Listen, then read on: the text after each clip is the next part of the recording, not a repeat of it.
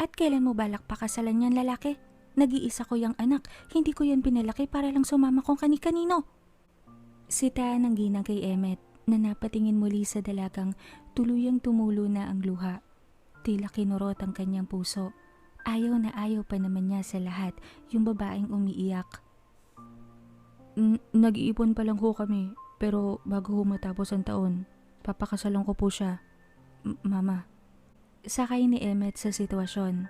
Nakimama na rin kahit namumula ang mukha ng ginang sa galit. Namayani ang matagal na katahimikan. Napatitig siya sa dalagang sumisinghot ng uhog at panaypalis ng luha sa mata. Ang lalaking katabi ng ginang ang bumasag niyon.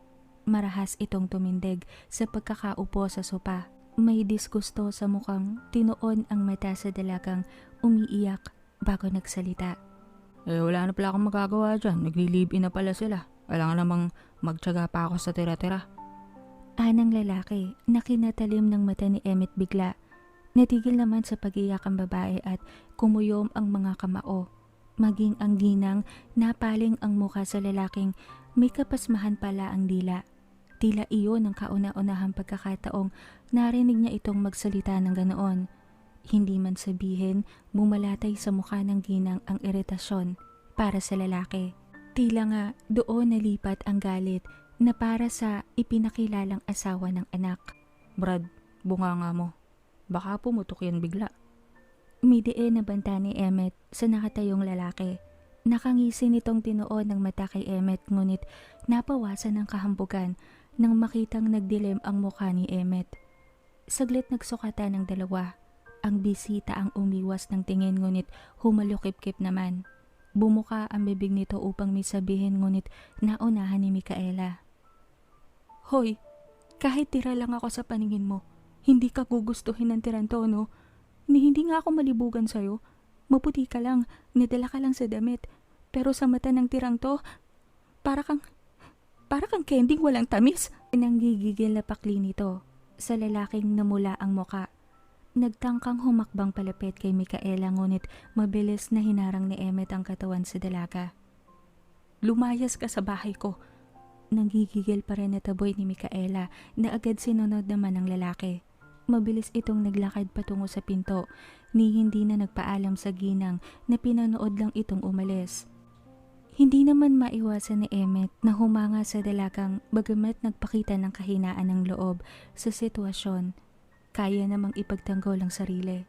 Nakyutan siya rito na animo ba ay munting kuting na handang mangalmot. Nalipat ang mata ni Emmet sa matandang sa kanya naman nakatingin.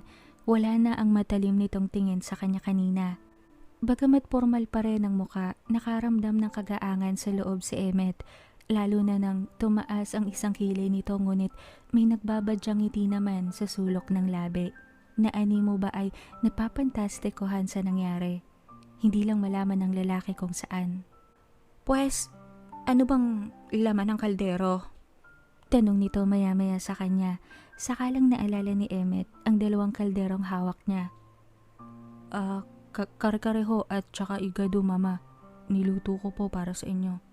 Sagot niya sa matandang napatango-tango.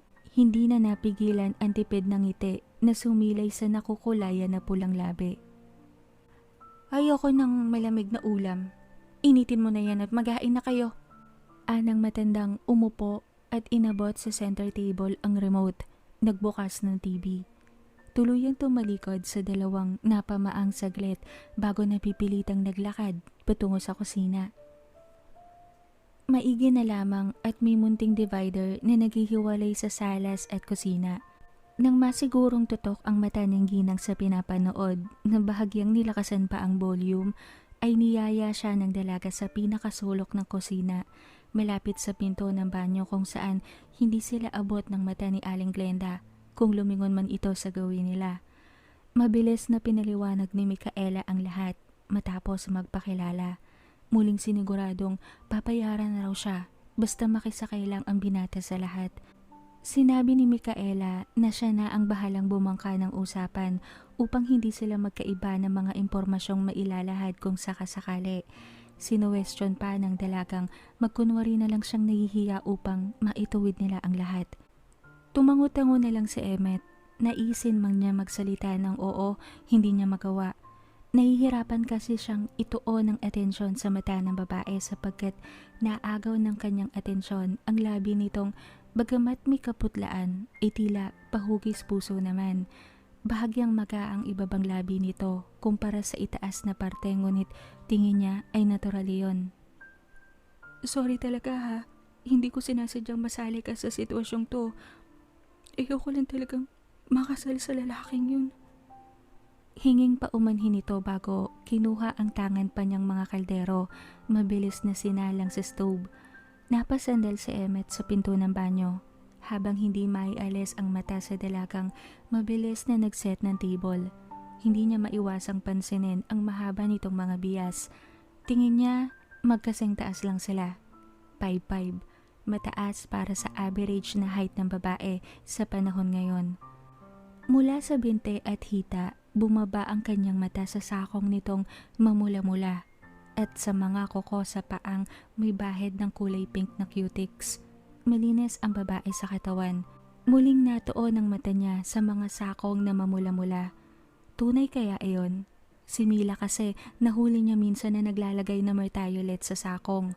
Ngunit nang titigan ng matagal ni Emmet ang mga paa nito, lalo nang tumalikod, napansin niyang maging ang pinakatalampakan ay namumula rin. Hindi niya maiwasang mapalunok. Naipilig ang ulo ng marahas saglit sapagkat na-imagine niyang tila masarap ata itong kagat-kagatin. Ano ba naman itong mga naiisip niya? Nag-umpisa siyang humakbang palapit sa babae nang lumingon ito at may tinanong sa kanya.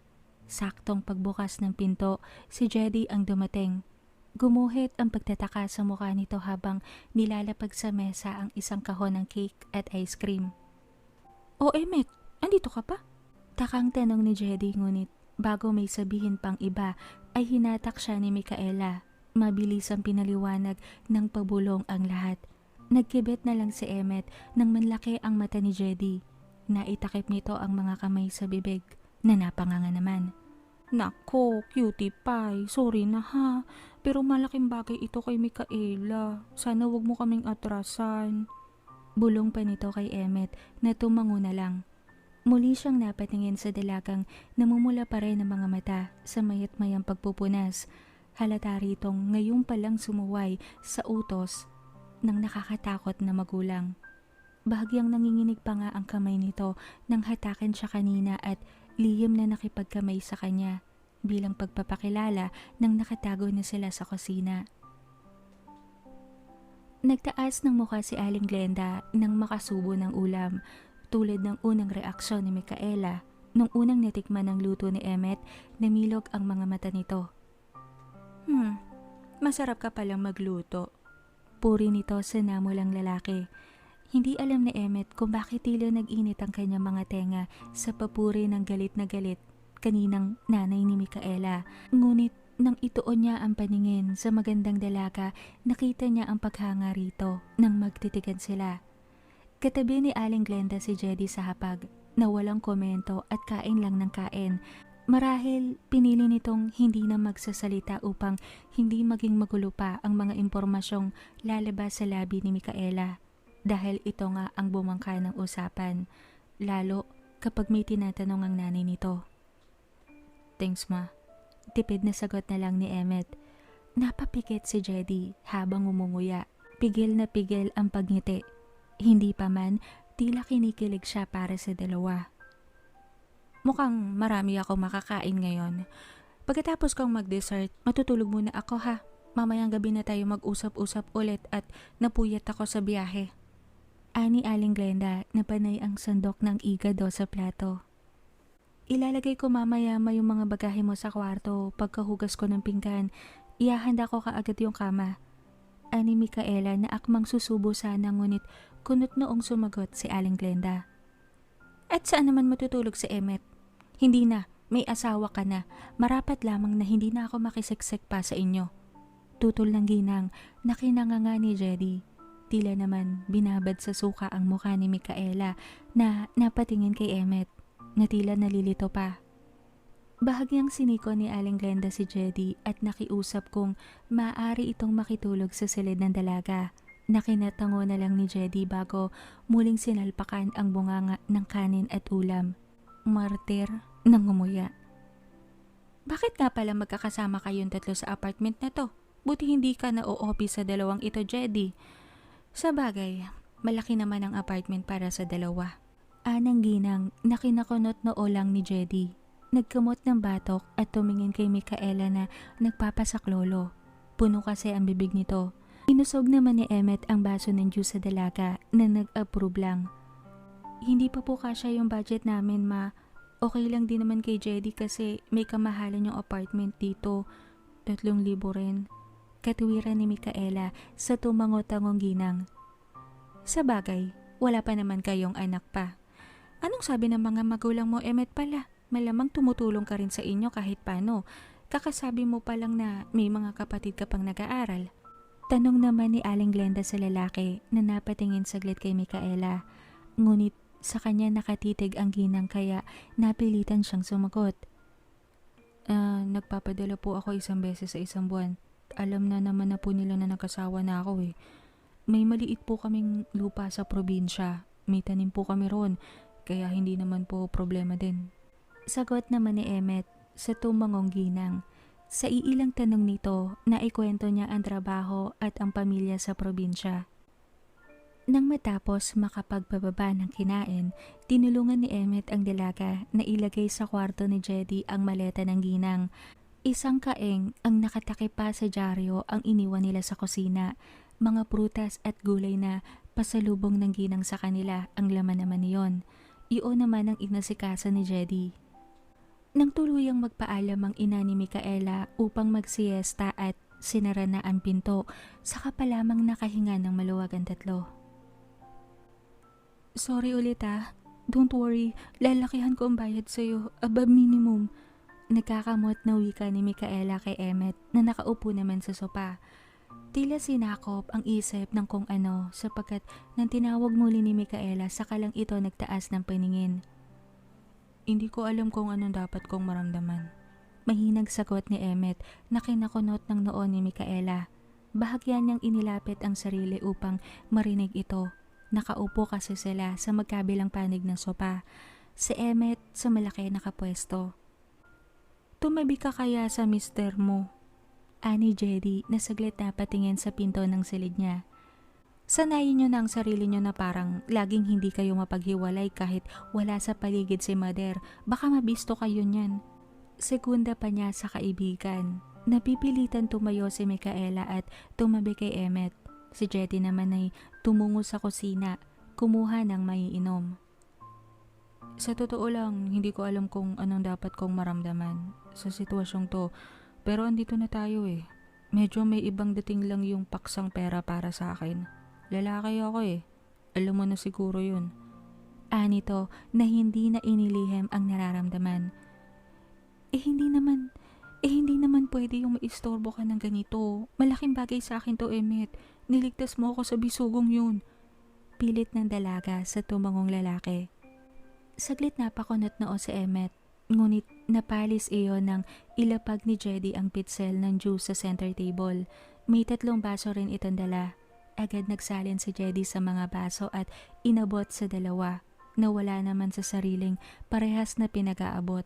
Kapwa inalipin ng kung ano-anong isipin saglit.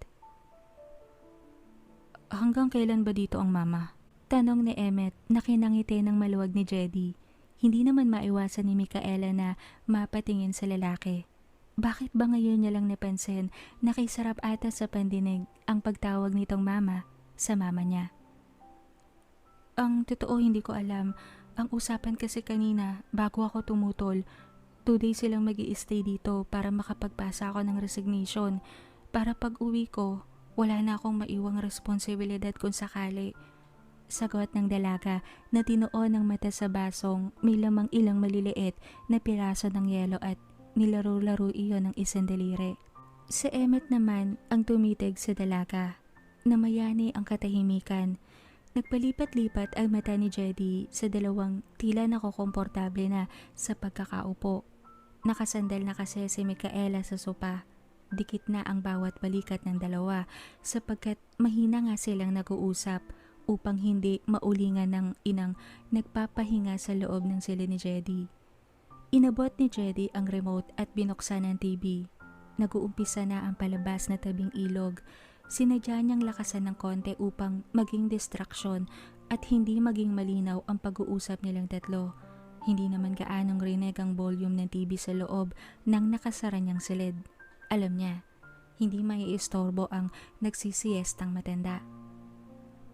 Ay alam mo ba, best friend, naghahanap rin si Emmett ng matutuluyan. Pagbabalik ni Jedy sa paksa, sabay na napatingin ang dalawa sa dalaga. Na animo ba ay nakalimutang nasa paligid siya at nagbukas ng TV. Hindi ako maselan, marami akong kapatid na lalaki. Basta hindi ka lang loko-loko, ayos tayo. Ani Jedy pa, sa napakamot sa batong si Emmett. Anong ibig mong sabihin? Tanong ni Emmett naman. Kung ibig mo, dito ka muna, hanggat andito pa ang mama. Isa pa diba, sabi mo sa akin kanina, umiiwas ka rin na mapikot nung Mila? Alok ni Micaela sa napamaang saglit na lalaki. Natawa naman si Jedy na sabay kinatingin ng dalawa sa dalaga. Tang-ina lang. Umiiwas ka na mapikot na kapag asawa ka naman ng wala sa oras. Level up pa. Na-meet mo ang parents?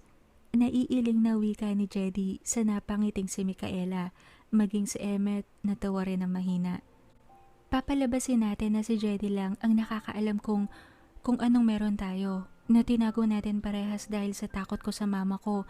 Kaso napilitan tayong lumanta dahil balak nga akong ipakasal sa iba. Dagdag naman ni Micaela sa sinabi nito kanina. Tumango-tango naman si Jedy. At least may matinong eksplanasyon na kung magtatanong ang landlady nila at ilang mga taong malapit sa kanila kung sakali. Taray, naitago niyo yun ng 5 buwan? Tindi mo, friend! Sakay pa ni Jedy sa natawang si Micaela.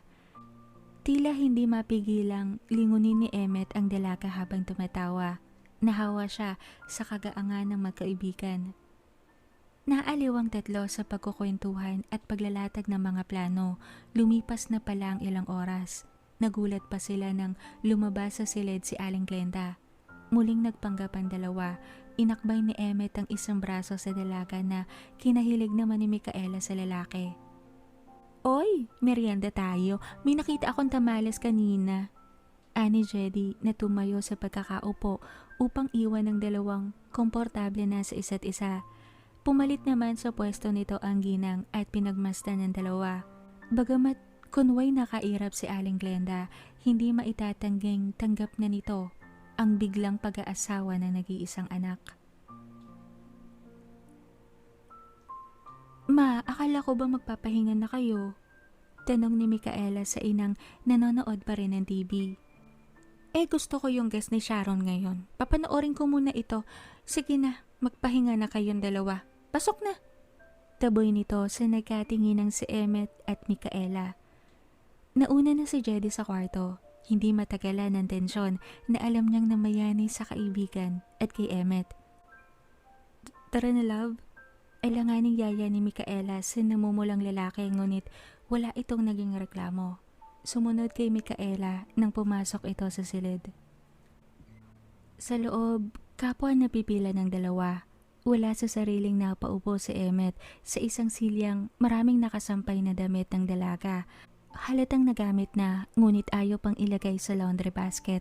Sa kama naman napaupo ang dalaga. Kanya-kanyang tuon sila ng mata kung saan-saan.